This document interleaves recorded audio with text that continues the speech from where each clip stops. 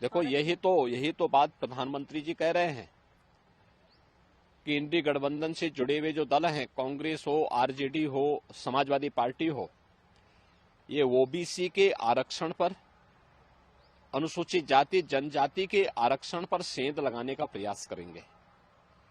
इनका मैनिफेस्टो इस बात का उल्लेख करता है, यूपीए सरकार जब सत्ता में थी, कांग्रेस नेतृत्व की यूपीए सरकार, आरजेडी और समाजवादी पार्टी ये दोनों उसके घटक थे।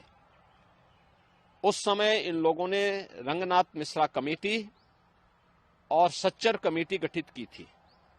रंगनाथ मिश्रा कमेटी ने इस बात का उल्लेख किया था कि 15%, 27 में से 6% आरक्षण मुसलमानों को देना चाहिए, जिसका भारतीय जनता पार्टी ने उस समय पुरजोर विरोध किया था। उन्होंने कहा था धर्म के आधार पर आरक्षण नहीं हो सकता।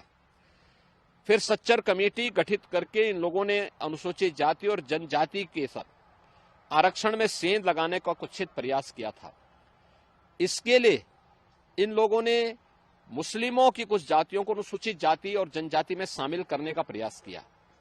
भारतीय जनता पार्टी ने भी इसका विरोध किया था, क्योंकि बाबा साहब भीमराव अंबेडकर धर्म के आधार पर आरक्षण के विरोधी थे। उन्होंने कहा धर्म के आधार पर कोई आरक्षण नहीं हो सकता, ये भारत के विभाजन का कारण बना था और हमें कोई भी ऐसा कार्य नहीं करना चाहिए जो देश के विभाजन का कारण बनेगा, और जिसके कारण अनुसूचित जाति, जनजाति और पिछड़ी जाति के अधिकार बच पाए। लेकिन कांग्रेस को, समाजवादी पार्टी, आरजेडी को जब भी अवसर मिलेगा, ये अनुसूचित जाति, जनजाति और पिछड़ी जाति के आरक्षण के अधिकार पर सेंध लगा करके इन्हें जबरन अल्पसंख्यकों को देने का कुत्सित प्रयास करेंगे। कह सकते हैं कि लालू यादव जैसे लोगों का बयान बिल्कुल तुष्टीकरण के एकदम साथ। देखिए, भारत के विभाजन की आधारशिला इनके द्वारा रखी जा रही है, जिसको मतदाताओं को, जिस पर अपना जवाब देना चाहिए, और इनको पुरजोर